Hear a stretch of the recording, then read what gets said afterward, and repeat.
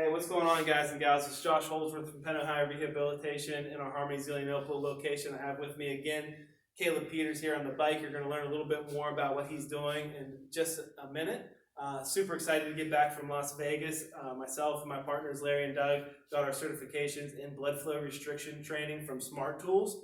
In short, blood flow restriction therapy or training is utilization of these pressurized cuffs to occlude the venous return to the body, to the heart, in order to allow for an environment that you can exercise at a much lower intensity, lower load, lower duration, and yield benefits better than as if you were exercising at a higher capacity, increased volume, increased duration, or increased load.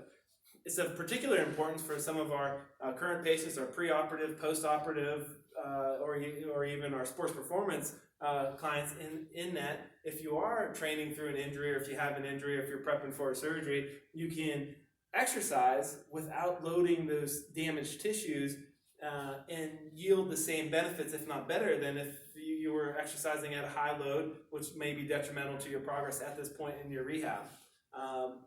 During the course, they had a segment on improving your aerobic capacity, and something that I thought you guys would really appreciate as cyclists, increasing their VO2 max and their time to fatigue. So the study, let me backtrack just a second. If you're not familiar with what VO2 max is, it's a metric that determines the efficiency of the body to utilize this oxygen.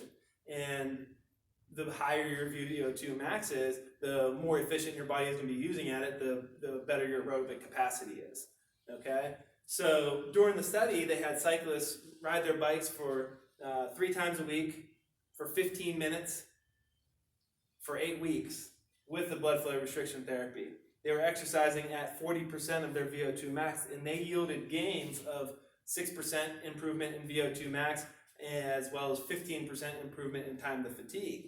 Now, that's important because traditional studies have shown that in order to improve your VO2 max and your time to fatigue, you must exercise for much longer durations and over 50% of your VO2 max. So again, you're able to exercise lower intensity and yield those effects as if you were exercising at higher intensity, if not better effects than if you were exercising at high intensity.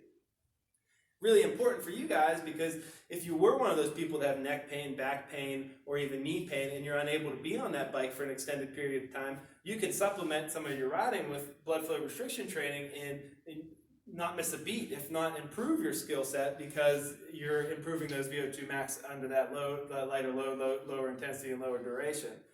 If you are one of those people that of the 50% that said that they don't have any pain or dysfunction, you might want to utilize this just because you're down on time at the office. You're spending more time at the office. Why not try blood flow restriction therapy? You can exercise for a much lesser segment and still have those same benefits.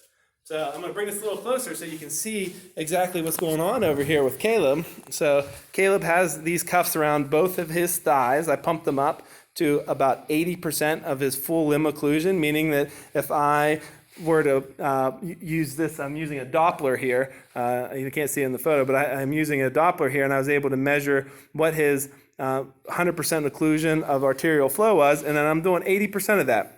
So we're creating venous pooling in his lower extremities, and he is exercising at very low intensity. He's coming up on about 15 minutes. And Caleb, how do you feel? Oh, it's insane. My quads are on fire. I feel like I've been on here for hours.